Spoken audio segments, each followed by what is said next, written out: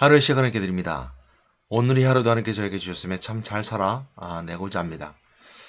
오늘의 말씀은 성경의 모든 예언이라는 말씀의 제목을 함께 나누도록 할 텐데요. 성경 자체가 모든 것의 예언입니다. 예언의 실체이기도 하고요. 예언은 모든 것이라 말 수 있는데 베드로서 1장 20절, 21절 말씀에 보게 되면 특별히 성경의 모든 예언을 사사로이 풀지 말라라고 경고하는 메시지가 있습니다. 그 말씀을 가지고 함께 오늘 말씀 나누도록 하겠습니다. 성경의 모든 예언. 베드로서 1장 20절 21절 말씀. 먼저 알 것은 성경의 모든 예언은 사사로이 풀 것이 아니니 예언은 언제든지 사람의 뜻으로 낸 것이 아니요 오직 성령의 감동하심을 받은 사람들이 하나님께 받아 말한 것임이라 라고 말씀하고 있습니다. 그래서 성경의 모든 예언은 베드로서 1장 20절 말씀처럼 사사로이 풀지 말라라고 말하고 있는 것처럼 예언은 함부로 풀어서는 안 될 것입니다. 그러나 이 말씀에 앞서서 우리가 생각해 보시는 것은 뭐냐면 예언은 세상의 등불이다라고 말할 수 있습니다. 예언자가 선포되는 것들은 현재를 말하지 않고 미래를 말합니다. 또 다가올 세계에 대해서 말해주고 있죠. 그래서 그날은 새날이기 때문에 예언은 곧 등불이기도 합니다. 미래가 없는 사람은 등불이 없는 자와 마찬가지거든요. 그러니까 내일이 없는 사람은 오늘도 어둠 속에 살아갈 수밖에 없는 것처럼 예언은 미래의 등불입니다. 아니 다가올 등불입니다. 밝아질 새날이고요. 그것은 어찌 보면 예언은 곧 예수 그리스도를 말씀하고 있음을 알게 됩니다. 그래서 예언된 성취된 예언은 예수 그리스도가 오셨다는 겁니다. 또 성취되기 전 예언은 구약의 메시지로 오실 예수님에 대해서 말씀했다면 예언의 성취는 예수 그리스도고요. 또한 마찬가지로 예언의 진행형은 오실 예수 그리스도입니다. 즉 다시 말하면 재림하실 예수 그리스도, 하늘에 강림하실 그리스도죠. 그리고 미래의 예언은 예수님과 함께 천국에 함께하는 것이 예언입니다. 그래서 성경의 모든 예언은 하나로 종합적으로 말할 수 있습니다. 그래서 바로 예수 그리스도, 오신 예수 그리스도, 오신다고 하셨던 예수 그리스도, 또 다시 오실 예수 그리스도, 또한 함께하실 예수 그리스도. 그 예수 그리스도가 모든 예언의 시작이요, 끝이며 중간이며 모든 것이라 말할 수 있습니다.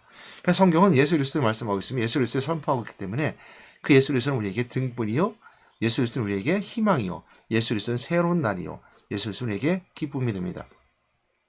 그러므로 우리가 성경의 모든 예언을 해석할 때 사사로 하지 말 거라는 경고하는 것은 뭐냐면 예수 그리스도의 오심을 믿지 않거나 또 예수 그리스도의 오심을 잘못 해석하거나 또 오셨던 예수 그리스도에 대해서 잘못 해설할 경우입니다. 이럴 때 우리가 그것을 사사로이 해석하지 말라는 말씀으로 생각해 볼 수 있습니다. 그래서 20절 말씀에 보게 되면 성경의 모든 예언은 사사로이 풀 것이 아니오 라는 말씀으로 경고해 주고 있죠. 그처럼 사사로 해석한 사람도 있습니다. 이단들이 특징이 그렇죠. 사사로이 개인적으로 또한 자기 욕심을 가지고 또한 잘못 해석하는 경우가 있습니다. 대표적인 여러 가지 모습을 볼 수 있겠지만 이만희 같은 경우죠. 짝복음이라고 하고 또 성경을 짝 이룬다고 말하면서 해석해주고 있지만 그 비유적 해석풀이를 통해서 그러니까 성경을 비유적으로 푸는데요. 그 비유를 가지고 어떻게 해석하냐면 자기 개인의 사사로운 것에 맞춰서 해석합니다. 예를 들어서요. 과천 성지를 자신들 남들은 성경에 말씀을 갖다가 꽤 맞춰서 과천을 성지처럼 생각합니다. 이만희가 있는 그 과천 성지를 과천을 성지화시켜서 성경 말씀을 지역적으로, 편협적으로, 그리고 보이는 현상 가운데 해석하려고 하죠. 그래서 사사로이 개인적으로 해석하는 경우가 이제 신천지 이만희 같은 분들이 있고요. 또한 이제 같은 사람들이 있고요. 토요일교회 문선명에도 마찬가지입니다. 피가람의 교리도 마찬가지로 사사로이 해석하는 부분이 있습니다. 또 그에 따라서 파생된 우리 정명석이도 마찬가지로 정명석 씨의 그 JMS도 사사로이 성경을 해석함을 통해서 굉장히 잘못된 해석을 펼침을 통해서 개인의 욕심과 또 자신의 탐욕과 성욕을 채우려고 하는 것이 바로 이제 JMS 같은 경우 있죠. 또 한때도 마찬가지로 우리가 이제 크리스찬들이 했었던 잘못된 해석 중에 하나가 이것이 있었습니다. 어떤 것이 있었냐면 시작은 미약하여서 내장은 나중에 창대하리라는 말씀은 앞뒤 문맥에 맞춰서 해석해야 됨에도 불구하고 사업장에 걸어놓죠. 그래서 내 시작은 참 미약해서나 나중은 창대라는 말을 사업하는 사업가들에게 구미에 맞게끔 해석하는 경우가 있었습니다. 요즘 그 말씀은 이제 표구되어서 나오는 것이 많이 없죠. 그것은 이제 오늘날 많은 사람들이 이제 그거에 대해 지적해 주기 때문에 나오지 않고 있고요. 그 말씀을 이렇게 잘못 해석하는 건 좀 많이 없습니다. 근데 불신자들이 해석하는 경우에 잘못된 해석이 뭐가 있을까요? 불신자들이 잘못한 해석은 예수 그리스도의 말씀을 보지 아니하고 자기들 마음대로 해석하는 경우가 있습니다. 이런 경우가 있죠. 뭐 우리 한국일 같은 경우이죠. 내가 누구에게 도움을 받기 원하면 먼저 도와줘라. 이런 말씀이 있는 한국일 같은 것도 있겠지만 또 뭐 왼편을 맞고도 오른편을 내밀어라라고 오리를 가면 10년을 가다라는 말 가지고 꿰맞추기도 하시는 경우가 있죠. 믿는 사람들에게 불신자들이 야 너 나한테 오른쪽 맞았으니까 왼쪽부터 들이밀어 아니면 이제 너 나랑 함께 우리를 가졌으니 10리까지 더 가져야 되잖아 라고 이제 그 말씀을 그리처럼 해석해서 잘못 해석하는 경우가 있고요. 또 사랑이라는 단어도 마찬가지 잘못 해석할 경우가 있죠. 하나님 사랑이라 하셨잖아 라고 말하면서 예수 그리스도가 빠진 사랑을 통해서 사랑을 자신들 마음대로 해석하는 경우가 있습니다. 뭐 연인 간의 관계 속에서 이렇게 잘못 해석해서 이렇게 해석하는 경우 있죠. 이처럼 우리가 잘못 해석하는 경우가 우리가 종종 많은 것을 발견하게 됩니다. 그래서 또 우리가 오늘 말씀처럼 성경을 사사로이 풀지 않을 수 있는 방법은 뭐냐면 21절 말씀 해답을 주고 있는데요. 예언은 언제든지 사람으로 뜻으로 낸 것이 아니요 오직 성령이 감동하심을 받은 사람들이 하나님께 받아 말한 것이라 라는 말씀을 통해서 성령이 감동하심을 받은 사람들이 하나님께 받아 말한 것. 우리가 근데 성경의 모든 예언의 말씀을 가지고서 볼 수 있는 성령이 감동하심을 통해서 먼저 생각할 수 있는 건 뭘까요? 성령이 하시는 일은 뭘까라고 생각해 볼 수 있습니다. 성령이 감동되면 우리가 어떻게 바뀔까라는 거 두 번째 생각할 수 있는 것이고요. 성령이 주시는 말씀의 첫 번째 하신 일은 성령은 예수님께서 말씀하셨던 것처럼 성령은 처음부터 있었습니다. 삼위일체 하나님이니까요. 태초에도 계셨고 예수님과 함께 하는 구약의 시대에 있었고 오늘날 시대에 있었지만 성경에서 성령이 하신 일을 구분했고 성령이 드러나는 일들을 통해서 우리가 성령이 하신 사역을 발견할 수 있는데요. 첫 번째 예수님께 말씀하셨던 것처럼 내가 가면 너희들 도와줄 보혜사 성령이 오실 것이다 라고 말씀하고 있습니다.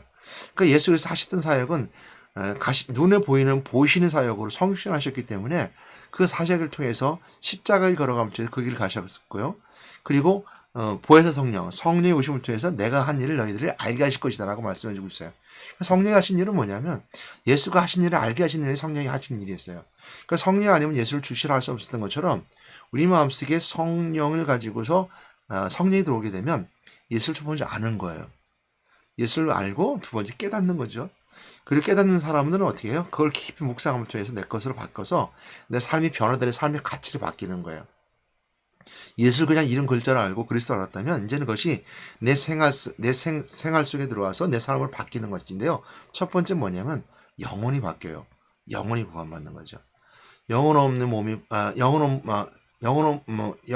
몸이 죽은 것 같이 행함 없는 믿음은 죽은 것이라는 것처럼 영혼이 바뀌게 되면 행함으로 바뀌어서 삶도 바뀌게 돼요. 육체의 삶도 바뀌어요. 그래서 영육간이 모두가 구원받게 되는 것인데요. 그래서 삶을 바뀌게 됩니다. 그래서 성령이 우리 안에 있게 되면 삶이 바뀌어지게 돼 있어요. 그럼 우리가 첫 번째 할 수 있는 건 뭐냐면 성령이 감동된 것으로 우리가 성경이 예언됐다라고 우리가 믿는다면 성경이 이렇게 말씀해 주고 있잖아요. 21절 말씀에서 말씀하는 것처럼요. 그 성령이 하신 것에 따라서 알 수 있는 것 첫 번째 그리스도라는 거라고 말씀드렸죠. 그럼 여러분들 묻겠습니다. 성령이 여러분들에게 알려주시는 것이 있어요. 예수가 그리스도라는 것이 있는데 그리스도가 누구냐고 묻는다면 예수께 제자 부르셨던 것처럼 사람들이 나를 누구로 하냐? 저는 그리스도시요 살아계신 하나님이라고 아들이십니다라고 베드로 고백했던 것처럼 저는 그리스도시요 살아계신 하나님이다 아들입니다라고 고백하는 것이 있어요. 그럼 또 묻습니다. 주는 그리스도라고 하는데 그리스도가 무슨 뜻입니까? 하나님 아들은 무슨 뜻입니까? 라고 물을 수 있잖아요. 거꾸로 돌아봅니다. 하나님 아들은 곧 하나님이라는 걸 주고 있어요. 하나님이 아들이라고 표현함을 통해서 곧 하나님이시라는 걸 증거해 주고 있는데 하나님이 하나님이라고 말하는 것보단 하나님의 아들을 통해서 우리 줄 수 있는 은혜는 뭐냐면 두 가지입니다. 첫 번째는 뭐냐면 하나님이 아들이라는 통해서 하나님이 우리에게 주신 하나님의 표현의 가장 적절한 표현은 아들이에요. 하나님이 아들이라는 표현을 속에서 할 수 있는 것은 아버지가 아들에게 주시는 사랑.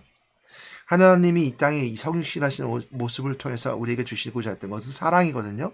처음부터 날 사랑했다는 거예요. 너희 에덴동에 쫓겨나지도 사랑했고 쫓겨날 때마다 사랑했고 다 사랑한다는 거예요. 다 사랑한다는 사랑을 표현할 수 있는 방법 중 하나가 뭐냐면 가장 큰 것은 아들이라는 표현밖에 없는 거예요. 내가 너에게 주겠다라고 했을 때 그 아들을 표현을 통해서 아버지가 아들에게 주신 사랑을 표현해줬기 때문에 아들이 되는 것이고요. 두 번째 우리가 주시는 은혜는 뭐냐면 아들이 되어야지만이 우리가 아버지가 부를 수 있는 양자가 될 수 있다는 거예요. 그래서 예수님께서 십자가의 길, 양자의 길을 걸어가 아들의 길을 걸어가시면 우리에게 양자의 삼아진 그 자녀의 권세가 주어지게 되는 거죠.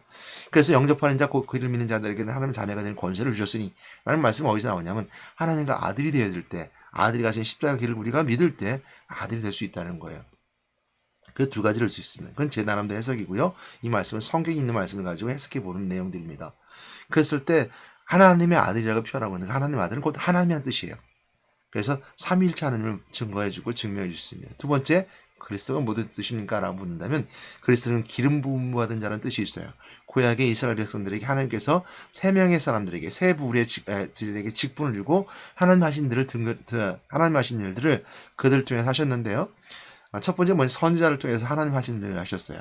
두 번째는 제사장 들어서 하나님께서 용서받는 일을 함께 하셨어요. 세 번째 왕을 세워서 하나님 나라의 왕국의 모습을 우리에게 보여주셨어요. 이 세 선지자 제사장 왕은 구약에 등장하는 하나님이 하셨던 일들, 하시고자 하는 일들을 했던 사람들인데 이들은 완벽하게 다 이루지 못했어요. 선자도 그대가 끊어지게 됐고 제사장도 마찬가지로 이런 제사장계를 내려놨지만 결국 타락의 길을 걸어갔고 왕이 있었지만 왕도 다 무너지고 결국 나를 잃게 됩니다. 세 가지를 다 하지 못했어요. 그랬을 때 그 예언된 예수 그리스도 오심을 통해서 세 가지를 함을 통해서 하나님이 하시고자 하는 일을 철저하게 다 모든 걸 완벽하게 갖추신 거죠. 이루신 것이 예수 그리스도이기 때문에 예수 그리스도가 바로 그리스도, 예수가 그리스도라는 뜻은 바로 그리스도 기름 부음 받은 자는 뜻이고 메시아라는 뜻이며 세 가지 직분을 다 완성하신 분의 뜻이에요. 그래서 하나님 만나는 길을 열어준 것이 예수 그리스도. 성실하심을 통해서 십자가 일과를 통해서 우리 제 모든 용기를 이룬 죄를 용서하신 제사장. 그 다음에 부활하심을 통해서 죽음의 권세를 깨뜨리고 사망의 권세를 깨뜨리고 왕 대신 그리스도가 선포하겠고 우리 승리의 삶을 살아가 계신 왕 대신 그리스도. 이것이 그리스도라는 겁니다. 오늘 이 세 가지 뜻, 그리스도의 세 가지 뜻은 바로 성경이 모든 걸 말해주고 있다는 것에 있어요. 그러므로 성경이 해석하고 풀어줄 때 가장 중요한 것은 무엇부터 출발해야 되냐면 그리스도의 세 가지 뜻과 성령이 감동하시길 주신 하나님 아들이라는 하나님이라는 믿음을 가지고 출발해야 되는 거예요. 예수 그리스도 하나님이라는 걸 믿음을 가지고 출발을 성경은 보여주게 되고 알게 되고 경험하게 되는 거예요. 그리고 그리스도의 세 가지 뜻을 가지고 해석하고 풀어감을 통해서 하나님의 철저한 하나님이 우리를 향하신 그 뜻을 발견할 수 있는 것이고 하나님의 우리의 사랑하심을 발견할 수 있는 것이고 이 세 가지 뜻을 알고 바라봄을 통해서 그 예언은 과거에 있지 않고 현재에 있지 않고 미래적으로 또한 과거를 알고 현재를 알고 진행적으로 그리스도 알아 깨달아가는 시간 속에 그 세 가지 뜻을 통해서 해석될 수 있다는 거예요. 이것이 바로 우리가 주신 은혜입니다. 그러나 성경에서 오늘 보게 된 것처럼 베드로후서가 기록한 내용 첫 번째 보게 되면요. 베드로후서 3장 1절 2절 말씀을 보게 되면 이 베드로후서를 기록한 목적을 베드로가 얘기해 주고 있어요. 사랑하는 자들아 내가 이제 이 둘째 편지를 너에게 쓰노니 이 두 편지로 너의 진실한 마음을 일깨워 생각나게 하여 곧 거룩하신 한 선지자들이 예언한 말씀과 주 대신 그리스도 구주께서 너희의 사도들을 말미암아 명하신 것을 기억하게 하려 하노라 라는 말씀을 통해서 베드로 후서를 기록한 목적을 기록함을 통해서 베드로 후서가 베드로가 왜 썼는가라는 것을 알게 되는데요. 이 말씀에 볼 때 오늘 이 말씀은 제가 크게 두 가지를 더 놓고 생각해 볼 수 있을 것 같습니다. 첫 번째는 뭐냐면 베드로후서 3장 1절로 2절 뒤에 3절 말씀부터 나오는 말씀을 보게 되면요. 3절 말씀이 이렇게 해주고 있어요. 먼저 이것을 알지니 말세에 조롱한 자들이 와서 자기 정욕을 따라 향하 조롱하며 이르되 주께서 강림하신다는 약속이 어디 있느냐? 조상들이 잔후로부터 만물이 처음 창조될 때과 같이 그냥 있다 하니 이는 하늘이 예적부터 있는 것과 같이 땅의 물에서 나와 물로 성립된 것도 하나님의 말씀된 것을 그들 일부러 유지를 함이로다. 라는 말씀을 통해서 거짓 선지자들이 교회에 와서 또한 초대교회에 와서 이처럼 강림하신다는 약속이 어딨냐라고 예수님이 강림하시 않을 것이라고 이렇게 가르치는 사람들이 있었다는 거예요. 이 사람들은 성령이 감동된 사람들이 아니라는 거예요. 이들은 예언은 바른 예언이 아니라는 거예요. 가르치는 사람들은 예언한 자들이잖아요. 가르치는 사람들은 성경에 예언된 말씀을 가지고 그리스도의 말씀을 통해서 해석하고 또 알게 해서 예언하는 사람들이 바로 이제 거짓 선지자들인데 교사들인데 이들은 강림하심을 믿지 않으니까 거짓 선지자라는 거예요. 성령이 감동된 사람이 아니라고 베드로가 말씀해주고 있어요. 그러면서 두 번째 볼 수 있는 것은 뭐냐면 1장 20절 말씀의 앞절을 보게 되면 베드로가 간증하는 부분이 있어요. 무엇을 간증했냐면 우리가 봤다는 거예요. 어디서? 변화산에서. 그래서 거룩한 산 이렇게 표현하고 있어요.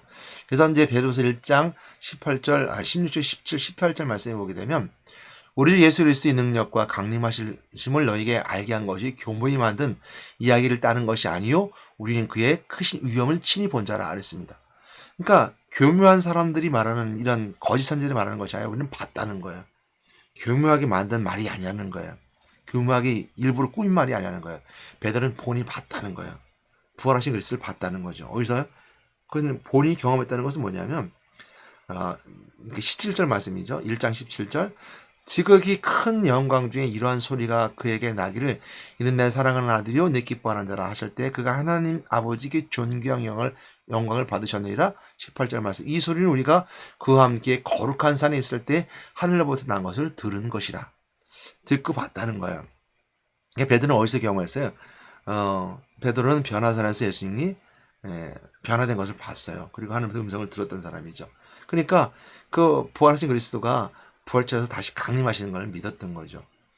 우린 보고 들었다는 거예요. 그래서 우리가 성령이 감동한 사람은 보고 듣는다는 거예요. 경험할 때 보고 듣는다는 걸 말해주고 있어요.